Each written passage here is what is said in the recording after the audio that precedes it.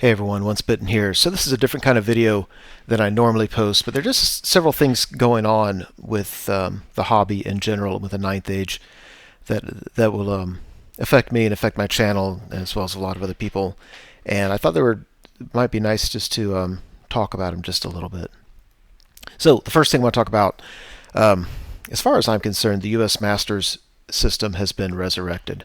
So for those of you who don't know, back when my gaming crowd played Warhammer Fantasy 8th Edition, under the leadership of Jerry Parsley, in the United States, we created a U.S. Master System. There are regions of the country. Each region had kind of a local a group of elected players that made decisions for their region, with one representative from each region on a larger council. That's how decisions were made. It was actually pretty well organized. And it added a lot to the hobby because it really made attending tournaments mean something. If you could get your top three placements in GTs count toward a score, and so everybody I know was always, can you make the Masters? And it was a lot of fun. Well, with the demise of 8th edition, the U.S. Master System went with Kings of War, and now those of us who are interested will have a new option. I think this will be coordinated through the Ninth Age website itself.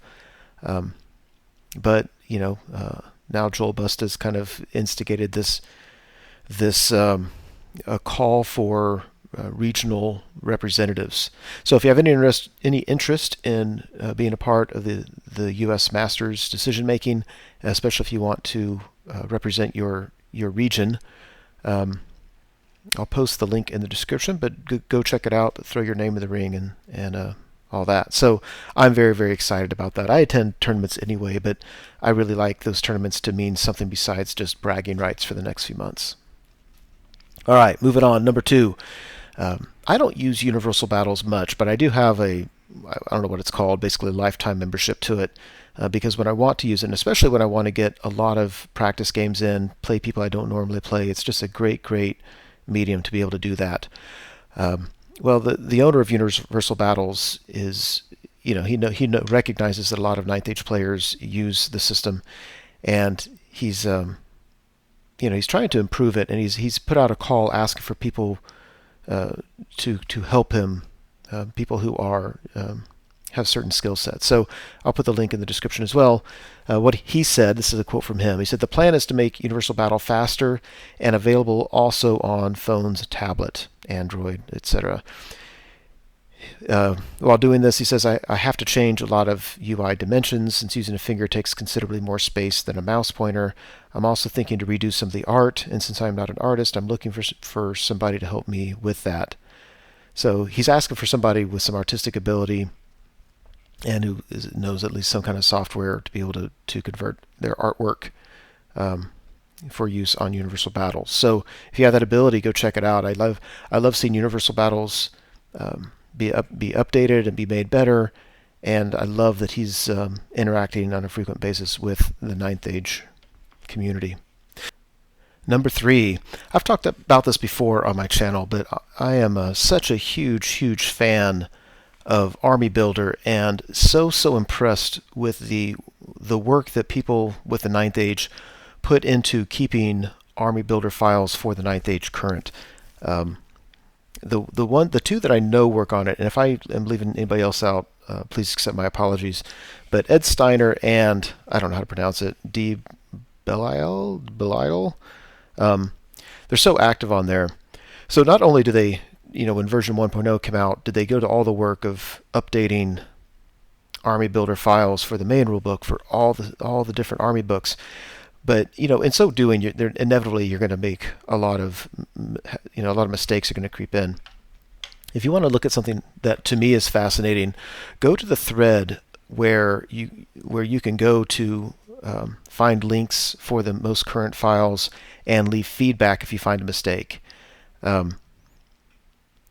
What I see on there is somebody will go on there, and myself included sometimes, and I'll say, "Hey, I was using Army Builder today and I noticed that this was a mistake." And then somebody else will post a comment saying, "Yeah, I was using it doing something else and I found this other mistake." And then sure enough, Ed Steiner or somebody else will go on and say, I looked at it, and you're right, it's fixed. You can download the same version, and it'll be fixed.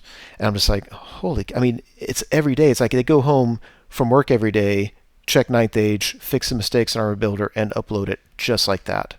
And that kind of customer service from a company would be amazing. It would be outstanding. But this isn't from a company. This is just people, community members, doing their part to support the Ninth Age. It blows my mind. And I just want to make sure people recognize the work that goes into it by these people and give them a shout out. All right, number 4. I thought this was very cool. And if you follow the Ninth Age, you've almost certainly heard about this. But Avatars of War has officially announced their support for the Ninth Age. They've updated their website accordingly. They've updated the naming of their models so that it matches, or at least, I mean, I don't know if they name them something else, other parts of their website, but on their Ninth Age portion of their website, they name their models according to the Ninth Age rule books, and it's just fan-freaking-tastic. So for those of you who are just listening to this, I'm going to read their news announcement. And then I'm going to go to a commentary on it that I read somewhere else. So from Avatars of War, they said, "We're very pleased to announce our support for the Ninth Age project. With the creation of compatible miniatures and printed promotional material for fantasy battles of the Ninth Age." So as an aside, I don't know what they mean by printed promotional material, but I'm actually really excited to see what they put out. Okay, back to them. "We believe that the Ninth Age is here to change the fantasy miniatures industry as we've previously known it, where creating miniatures for the mainstream fantasy wargame will no longer be exclusive to one company, but open to independent miniature manufacturers. The opportunity to develop compatible miniatures and printed material for the most played fantasy wargame is a very exciting one for AOW. So we are totally thrilled to jump on board. We hope more companies will bring their support to this great project and very much look forward to this new open era of fantasy wargaming. To celebrate this, we offer a very special deal till June 27th on our latest release and our first release in this new Ninth Age era to members of Ninth Age website. By extending the early bird special to registered members of the Ninth Age website, this fantasy special edition contains 24 miniatures, the regular box will contain 16, and a free metal character from our Warriors of the Dark Gods compatible range. For those not collecting Warriors of the Dark Gods, we also offer a 10% discount on the rest of the products in our Ninth Age compatible range, so no matter which army you collect, you'll most probably find some unit or hero for you." And then there's details on how to do it. I thought that was just so neat. I jumped on their website and went through everything, and yeah, they have, I mean, the things they do are just beautiful. It seemed to me that a lot of them were heroes rather than rank and file. But then when I looked at the Warriors of the Dark Gods, I saw they now were making rank and file stuff. So I wonder if that's a direction they intend to go. But definitely a high-end miniatures manufacturer who are specifically working with the Ninth Age. I thought that was very cool. Okay, so related to that, if you're on Facebook at all, I sincerely recommend that you go to Gabe of Thorns Studios Facebook page and like it so you get his updates. Gabe of Thorns, I've done highlights on him here before. He's the best painter I've ever seen. It's sick what he can do. And he posts pictures of his stuff and stuff like that. Well, he offers a lot of commentary as well. And I liked what he said about this Avatars of War announcement. So again, for those of you listening, I'll read this out. He said, "I'm just overjoyed to see the immediate restructuring of Avatars of War's page to the Ninth Age. This is a shift that I think will benefit every miniature company that takes part in it. Many companies don't have big budgets, and cutting out the need to write rules and advertise them to get people to play their game that almost nobody plays. So Avatars of War had a game called Warthrone. Nobody played it. Everyone just bought their models to play Warhammer, and they made their models for people to play Warhammer, but they could never actually say that. Now they can. It helps them to be able to officially say what their miniatures are produced for, the Ninth Age instead of Warhammer, and it helps the Ninth Age to have a larger, respected, and growing miniature company officially endorsing the project. And Avatars isn't the first, they're just the biggest so far. The independent gaming idea is no new concept, and it's really only been recently that gaming has been so tightly controlled by the one game, one company model. The Ninth Age has opened it back up, and it's exploding outward, and it's not wrecking anybody. Miniature companies are still making money. People are buying Games Workshop, Mantic, Avatars of War, Titan Forge, Reaper, Shield Wolf, Mears, Fireforge, and Weird, just to name a few off the top of my head that I saw all over Southern Assault last weekend. People are buying armies, like entire freaking armies. They're buying them based on all kinds of factors ranging from price, Mantic and Reaper Bones are excellent options if you're on a budget, to holy shit wow factor. Titan Forge and Mears can make you crap your They say they can make you crap your allowance out, but you'll make it back in pure awesomeness. And that's the beauty of it. A lot of these players were exposed to these companies through the Ninth Age site and playing player community. I thought that was pretty insightful on his part. I agree with both Avatars of War and Gabe of Thorns that the Ninth Age is changing the industry overall, and I wholeheartedly agree with Gabe's comment that it's not hurting anybody. Like Mantic, I've thought about previously, like why would they care if people are using their rules or not? They don't really make money from their rules. They make money selling miniatures, and I know people who are buying Mantic miniatures for the Ninth Age.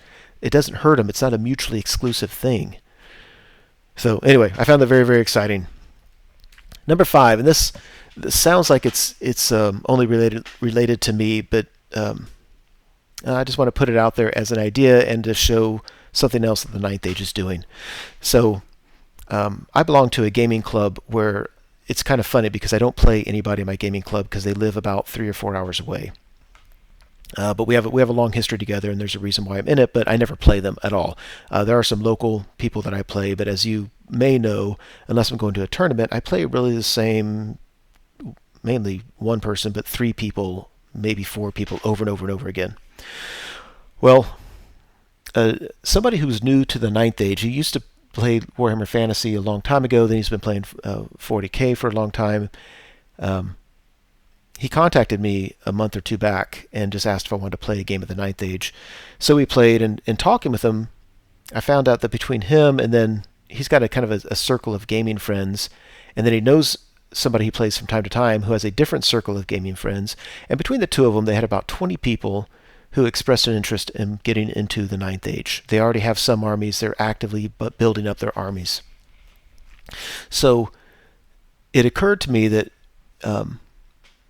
if I were to start a new local gaming club and to pull all these people into it and then actively work to help them, get over the learning curve of learning this game and developing the strategies for it, there'd be a lot of benefits to it, not least of which is having an influx of 20 players into a metropolitan area that currently only has maybe 6 active players.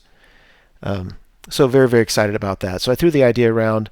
The guy that I play most frequently, who's been winning all the local tournaments lately, he's just joining me in it to help provide some stability and to help that learning curve.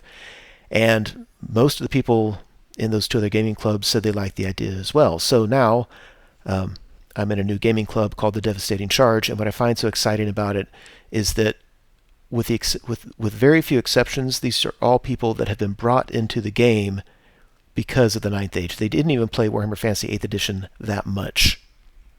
They were 40K players or long ago fantasy players. So I find that very, very exciting.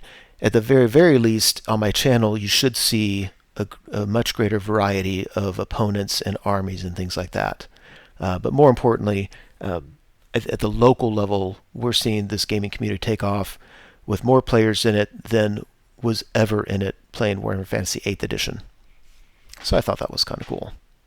Lastly, I just wanted to give a shout out to the Ninth Age on social media. If you use these things, I don't really know how to use Twitter well, but if you're on Twitter, it's the Ninth Age, the _ninth_age, and then on Facebook, that you can go to Ninth Age, their Facebook page, and kind of get kept up to date with news and announcements and things like that.